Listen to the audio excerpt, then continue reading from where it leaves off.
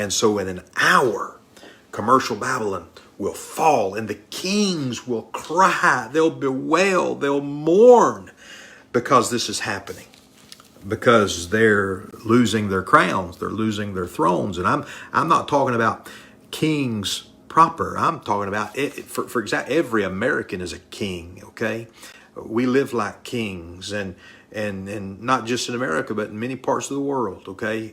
People live sumptuously, and this will come to an end. Even if a person does not have much, if they choose to please themselves and they are self-focused instead of focused on God and on others, then it's part of the same system, okay? The same self-serving system. It says, verse 10, standing afar off for the fear of her torment, saying, alas, alas, that great city Babylon, that mighty city, for in 1 hour is thy judgment come. And I'll just say there, verse 10, this is why some people want to ascribe America to Babylon. And we could go into many reasons why that is not the case. For one, this is, as in verse 1, we're talking about the whole world.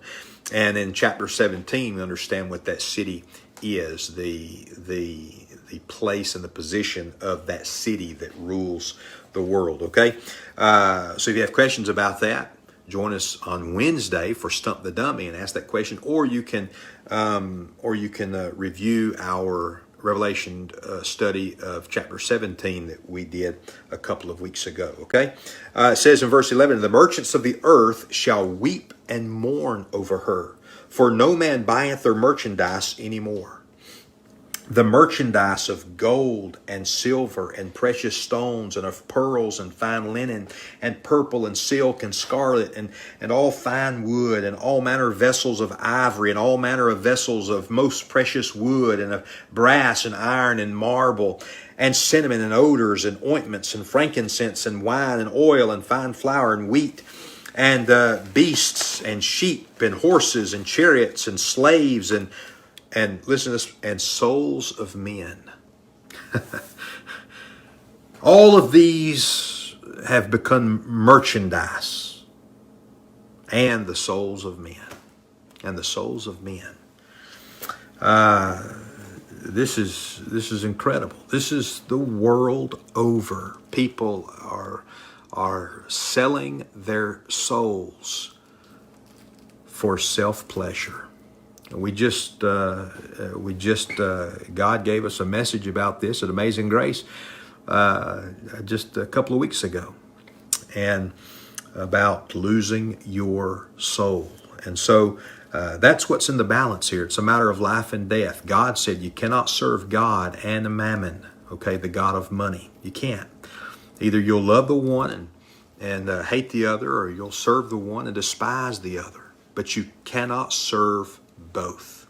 Okay? So a person that is serving God will, because he is serving God, be a giver, or else it is evident that he's serving the God of mammon, the God of money. Okay?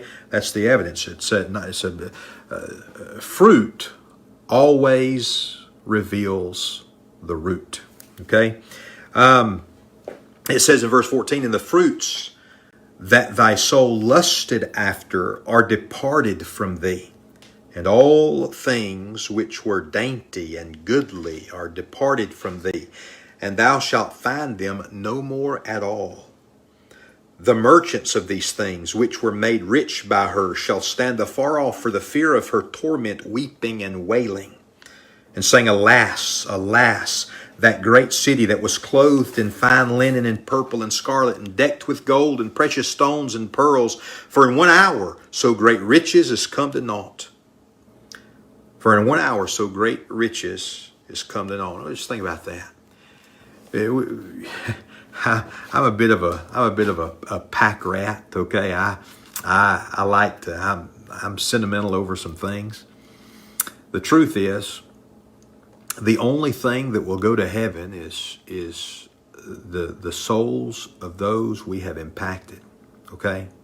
Whether good or bad, whether for good or for bad. Everything in this world is going to be burned up. One day it's going to be destroyed. Why do we become so greedy over future trash heap? Why do we become so mixed up and confused over stuff that's going to be burned up anyway? I've seen families destroyed because they care more about things than they do people. And it's sad, it's disappointing. Ought to care for others, and that's what it's all about. It says, "For in 1 hour so great riches has come to naught, and every shipmaster and all the company and ships and sailors and as many as trade by sea stood afar off, and cried when they saw the smoke of her burning, saying, What city is like unto this great city? And they cast dust on their heads and cried, weeping and wailing, saying, Alas, alas, that great city wherein were made rich all that had ships in the sea by reason of her costliness. For in 1 hour is she made desolate." In 1 hour. Again, this is all taking place in a matter of an hour. Okay? And why I believe that the mystery, the city that we're talking about here, the mystery Babylon, is mystical in that it encompasses the earth and the globe. I do believe that in the time that we're talking about, the hour that we're talking about is very literal. Okay, it's going to happen just like Jesus said, "Mine hour is not yet." And then on the day that he was crucified, this was his hour. His hour had come. Okay, that it will happen speedily. That it will be just that way. So it says, verse 19. And they cast dust on their heads and cried, weeping and wailing. Or we read that. Verse 20. "Rejoice over her, thou heaven, and ye holy apostles and prophets, for God hath avenged you of her. And a mighty angel took up a stone like a great millstone and cast it into the sea, saying, Thus with violence shall that great city Babylon be thrown down, and shall be found no more at all."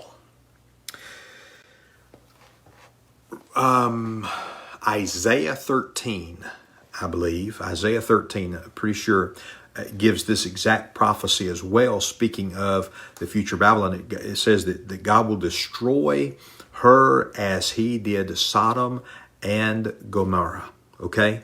And how did he destroy Sodom and Gomorrah? With fire. And that is how this will be destroyed. And I don't know if that is symbolic or literal, but in 1 hour, it's all going to crash. It's just all going to be destroyed. And it can happen just that fast. It's a fragile system anyway. The commerce system is a fragile system anyway. And people put all of their hopes and their dreams into such a system, and knowing that it's all going to crash. Verse 22, "And the voice of harpers and musicians and of pipers and trumpeters shall be heard no more at all in thee, and no craftsman of whatsoever craft he be shall be found any more in thee, and the sound of a millstone shall be heard no more at all in thee. And the light of a candle shall shine no more at all in thee. And the voice of the bridegroom and of the bride shall be heard no more at all in thee. For thy merchants were the great men of the earth. For by thy sorceries were all nations deceived." There it is. Every nation on earth will be impacted with this and by this. Verse 24, "And in her was found the blood of prophets and of saints and of all that were slain upon the earth." When it all boils down, where the rubber meets the road, okay, the hatred, the visceral hatred against God is because it affects the self-interest, the profit margin, the commercial assets of people. That's what it boils down to. It boils down to when someone has, even when someone says casually that they're an atheist, okay? It all boils down to the fact that they don't want to be accountable. They want to do what they want to do and not what God wants them to do.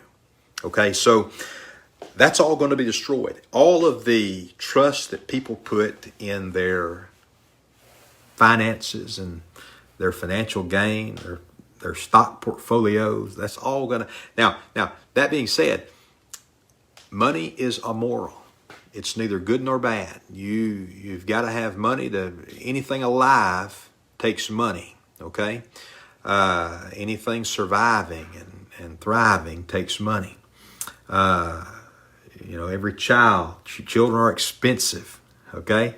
It takes money to raise children. It takes money to operate families and to operate local churches. It takes money. Money is not the issue here. The issue is, what are you in love with? What are you in love with? Are you in love with God and His work? Or in love with money, in love with pleasuring yourself and not benefiting the kingdom? And so the world that is focused on self-pleasure will all be destroyed. That world system will be, the fake religious system will be destroyed. Chapter 17, Revelation, it's all destroyed. Chapter 18, the commercial Babylon, the religious system is destroyed. The commercial system is destroyed. All of the false idols on the outside are destroyed. All of the self-image, the self-worshiping idols will be destroyed, and people will know that God has done this. Friend, I hope that tonight's been a blessing to you, and I'm glad that you joined us. I hope that you will join us tomorrow evening for Stump the Dummy. Now, this is what we do. Every Wednesday evening, we play a little game called Stump the Dummy. I'm the dummy, and there is no question off limits. If it's a Bible question, you ask it, and we'll try to find the answer. If I don't know the answer, we'll find it together.